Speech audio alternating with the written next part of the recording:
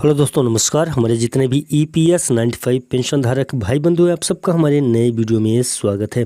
दोस्तों, सबसे पहले मैं आपको बता दूं कि एक बहुत ही महत्वपूर्ण अपडेट है जो 10/7/2023 को संपन्न हुआ लुधियाना में एक उत्तर महाराष्ट्र अधिवेशन। सबसे पहले मैं आपको बता दूं कि महाराष्ट्र के लुधियाना में एक बहुत ही महत्वपूर्ण भव्य अधिवेशन संपन्न हुआ है। जो EPS 95 के जितने भी मेंबर थे वहां पे सभी उपस्थित थे।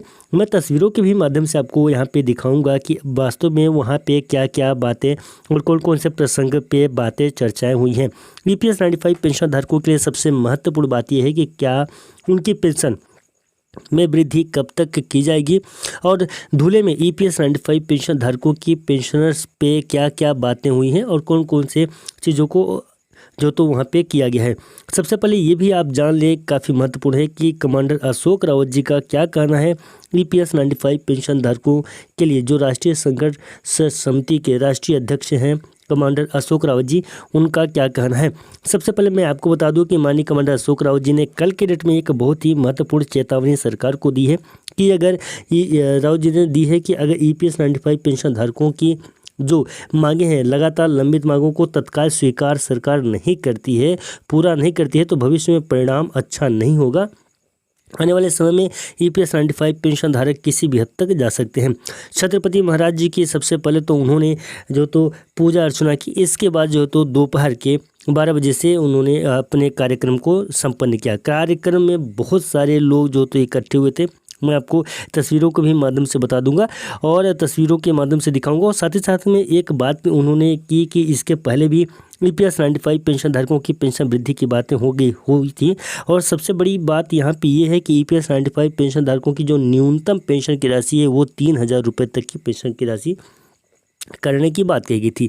लेकिन अगर अभी तक भी पेंशन में वृद्धि नहीं की गई है और महंगाई भत्ता को भी अगर ध्यान में रखा जाए तो वही पेंशन की राशि अब 7,500 रुपये बन जाती है। तो 7,500 रुपये सरकार जो तो 7,500 रुपये का भुगतान करे। अब ये बातें भी सामने निकल के आती हैं और भी बहुत सारी बातें हैं जो माननीय कमांडर अशोक रावत जी ने जितने भी EPS 95 पेंशन धारक हैं उन सबके सामने रखा। कुछ तस्वीरें भी हैं, आइए उन तस्वीरों के ऊपर भी हम नज़र डाल देते हैं। सबसे पहले तो आप इस तस्वीर को देख सकते हैं, महाराज छत्रपति शिवाजी यहाँ आपको सामने दिखाई दे देंगे। इन्हीं के पूजा अर्चना से ही जो तो ये कार्यक्रम संपन्न हुआ। कमांडर अशोक रावत जी भी यहाँ सामने खड़े हुए हैं और उनके द्वारा ही इस मंच का संचालन भी किया गया पूरी तरीके से ओतप्रोत। जितने भी EPS 95 पेंशन धारक थे वो भी मैं आपको दिखा देता हूँ। यहाँ पे आप देख सकते हैं, यहाँ पे एक लाइन में ही आपको मैं बता दूँ, मुझे कुछ बताने की ज़रूरत नहीं है। आप यहाँ से देख सकते हैं, यहाँ से EPS 95 पेंशन धारकों की संख्या और यहाँ तक देख सकते हैं लगातार EPS 95 पेंशन धारकों की संख्या है। आप देख सकते हैं हज़ारों की संख्या में यहाँ पे EPS 95 पेंशन धारक इकट्ठे हुए थे। माननीय कमांडर अशोक रावत जी को पूर्ण रूप से यहाँ पे सम्मानित किया जा रहा है। आप यहाँ पे भी देख सकते हैं पूरी तरीके से सम्मानित और समस्त EPS 95 पेंशन धारक पूर्ण रूप से इनका समर्थन कर रहे हैं। कमांडर अशोक रावत जी ने भी बहुत अच्छा जोरदार भाषण दिया, EPS 95 पेंशन धारकों को आश्वासन दिया और EPS 95 पेंशन धारकों को यह आश्वस्त किया कि जल्द ही उनकी न्यूनतम पेंशन और हाई पेंशन दोनों में वृद्धि होगी। यहाँ पे रजावत सर भी हैं, इन्होंने भी EPS 95 पेंशन धारकों की पेंशन वृद्धि में अपना अमूल्य योगदान दिया और साथ ही साथ में EPS 95 पेंशन धारकों की पेंशन में वृद्धि कब तक हो जाएगी उस पर भी चर्चाएं की हैं। और साथ ही साथ में और भी मैं आपको कुछ तस्वीरें दिखाना चाहता हूं जहां पे EPS 95 पेंशन धारक, जितने भी EPS 95 पेंशन धारक के कार्यकर्ता थे, सभी ने भाषण दिया, सभी ने जितने भी EPS 95 पेंशन धारक उनको संबोधित किया।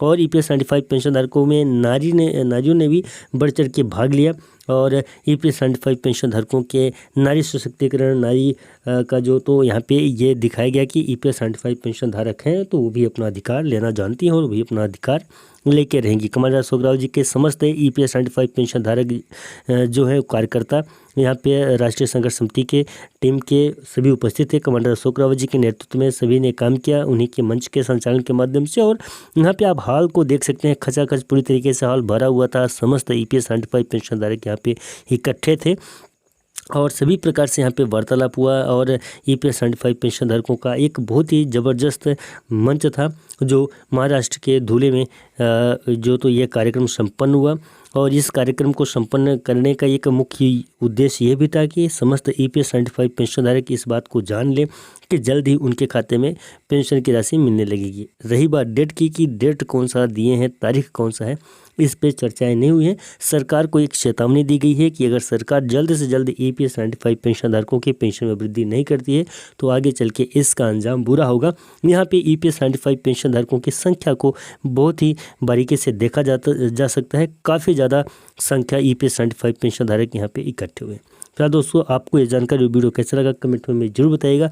उम्मीद करता हूँ कि ये जानकारी वीडियो दोनों आपको पसंद आए होंगे।